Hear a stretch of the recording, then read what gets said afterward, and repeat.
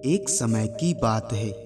एक बार महात्मा गौतम बुद्ध के शिष्य ने उनसे पूछा, गुरुजी, कृपया हमें यह बताएं कि कर्म क्या है और कर्म किसे कहते हैं। तो उसके बाद महात्मा गौतम बुद्ध ने अपने शिष्य से कहा कि कर्म को समझने के लिए मैं तुम्हें एक कहानी सुनाता हूँ। इस कहानी को पूरा सुनने के बाद तुम समझ जाओगे कि कर्म क्या है और कर्म किसे कहते हैं। और दोस्तों, मैं आज आप सभी को वही कहानी सुनाने वाला हूँ जो बहुत साल पहले महात्मा गौतम बुद्ध ने अपने शिष्य को कर्म क्या है यह समझाने के लिए सुनाई थी। और अगर आपको यह कहानी पसंद आए तो इसे अपने दोस्तों के साथ शेयर करना मत भूलिए। तो बिना देर किए कहानी को शुरू करते हैं। दोस्तों, बुलंद शहर का एक राजा था जो अपने मंत्री के साथ घोड़े पर बैठकर अपने राज्य का भ्रमण कर रहा था। राज्य का भ्रमण करने के बाद राजा एक दुकान के पास आकर रुक जाता है और रुकने के बाद राजा अपने मंत्री से कहता है कि मंत्री जी, पता नहीं क्यों लेकिन मुझे लगता है कि इस दुकानदार को कल के कल फांसी की सजा सुना दूं। उसके बाद मंत्री जी राजा से इसका कारण पूछ पाते, इससे पहले राजा उससे आगे निकल गए।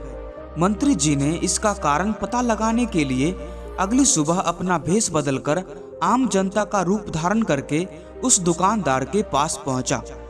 और वैसे तो दुकानदार चंदन की लकड़ियां बेचने का काम करता था। इसके बाद मंत्री जी ने दुकानदार से पूछा कि भाई, आपका काम कैसा चल रहा है। उसके बाद दुकानदार ने कहा कि भाई, बहुत ही बुरा हाल चल रहा है। लोग दुकान पर आते हैं, चंदन को सूंघते हैं और फिर उसकी प्रशंसा तो बहुत करते हैं, लेकिन खरीदता तो कोई भी नहीं।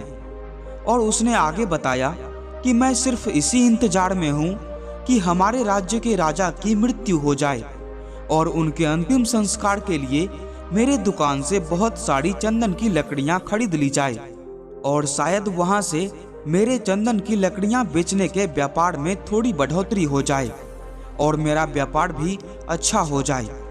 इसके बाद मंत्री जी को सारी बात समझ में आ गई कि यही वो नकारात्मक विचार है जिसने राजा के मन को भी नकारात्मक बना दिया है। वह मंत्री बहुत ही बुद्धिमान और होशियार था, तो इसलिए उसने सोचा कि मैं थोड़ी बहुत इस दुकानदार से चंदन की लकड़ियां खरीद लेता हूं। और उसके बाद उस मंत्री ने उस दुकानदार से पूछा कि क्या मैं आपके दुकान से थोड़ी बहुत चंदन की लकड़ियां खरीद सकता हूं। दुकानदार यह सुनकर बहुत खुश हो गया और उसने सोचा कि चलो, इतने समय से कुछ भी नहीं बिका। और उसके बाद उस दुकानदार ने कुछ चंदन की लकड़ियों को अच्छी तरह से बांधकर उस मंत्री जी को दे दिया।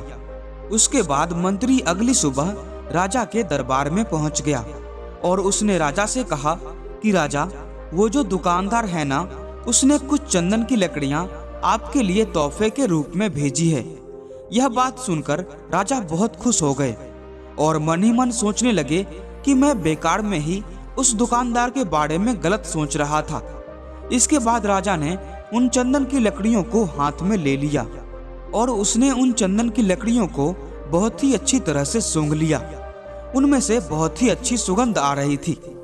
राजा इससे बहुत ही ज्यादा खुश हुए और उसके बाद राजा ने अपने मंत्री के हाथों उस दुकानदार के लिए कुछ सोने के सिक्के भेज दिए। अगली सुबह उसी आम जनता का रूप धारण करके मंत्री जी उस दुकानदार के पास चले गए और उसने वह सोने के सिक्कों को उस दुकानदार को दे दिया। उसके बाद वह दुकानदार बहुत ही खुश हुआ और मन ही मन उसने सोचा कि मैं बेवजह अपने राज्य के राजा के बारे में गलत सोच रहा था। राजा तो बहुत ही ज्यादा दयालु हैं। और यहीं पर महात्मा गौतम बुद्ध ने कहानी को खत्म किया। ये कहानी जब खत्म हुई तब गौतम बुद्ध ने अपने शिष्यों से कहा कि अब आप सब बताएं कि कर्म क्या होता है। तब गौतम बुद्ध के सभी शिष्यों ने जवाब देते हुए कहा कि शब्द ही हमारे कर्म होते हैं। हम जो भी काम करते हैं वही हमारे कर्म होते हैं और जो हमारी भावनाएं होती है वही हमारे कर्म होते हैं। सभी शिष्यों के जवाब को सुनने के बाद महात्मा गौतम बुद्ध ने कहा कि आपके विचार ही आपके कर्म हैं।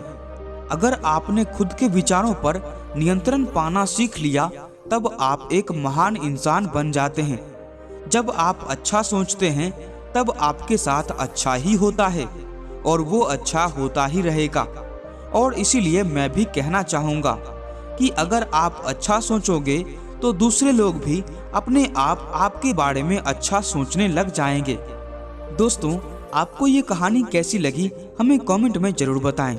वीडियो पसंद आई हो तो लाइक और शेयर जरूर करें और अगर आप इस चैनल पर नए हैं तो सब्सक्राइब भी जरूर कर लें।